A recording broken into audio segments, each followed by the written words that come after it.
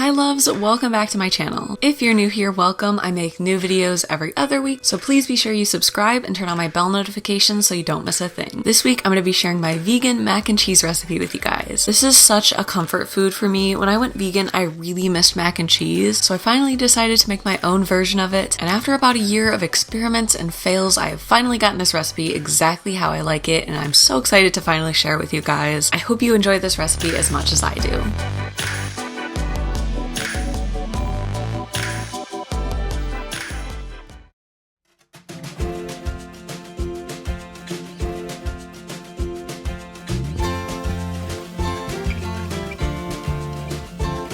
To start this recipe off, I'm cooking about a half a pound of elbow macaroni noodles, just according to the directions on the box. Then, once my pasta is fully cooked and ready, I'm draining the water and adding about 2 tablespoons of vegan butter into the noodles and covering the top so they don't clump together while I'm making the cheese sauce.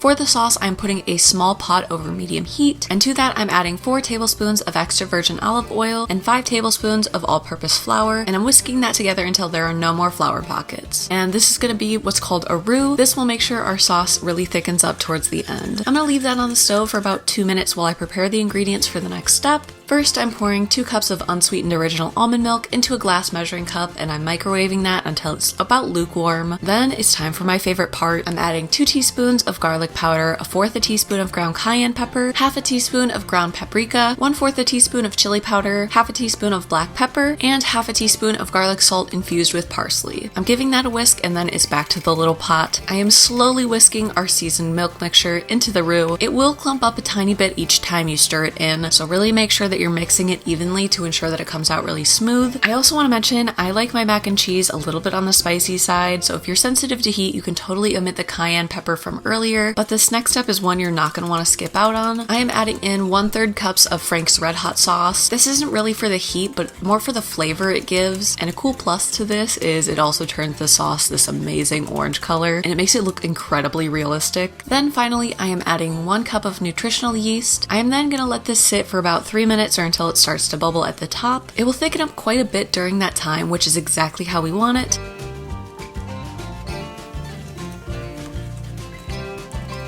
Now it's time to combine the pasta and the cheese sauce.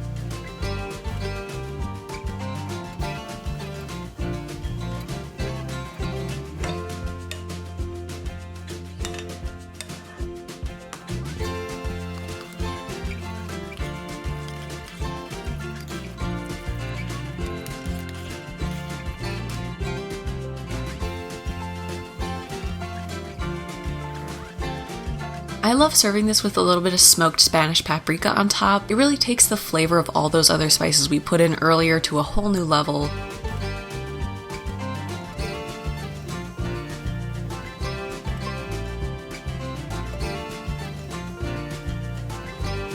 Now you can eat it like this, but if you want to serve it for a dinner or a potluck, you can put it into a small baking dish and add some breadcrumbs or vegan parmesan on top. I just added a healthy coating of the smoked Spanish paprika and a little bit more nutritional yeast, and I'm going to cover it with some foil and bake it in a 350-degree Fahrenheit oven for about 15 minutes. This makes all those flavors bake together, and it brings out more of the smoky flavors in the paprika. It really just transforms this dish into a true comfort meal.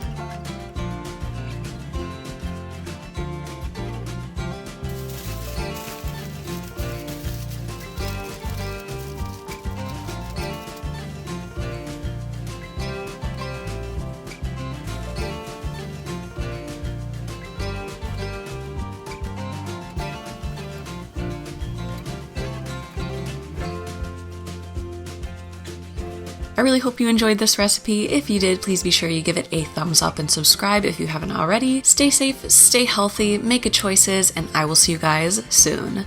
Bye, loves.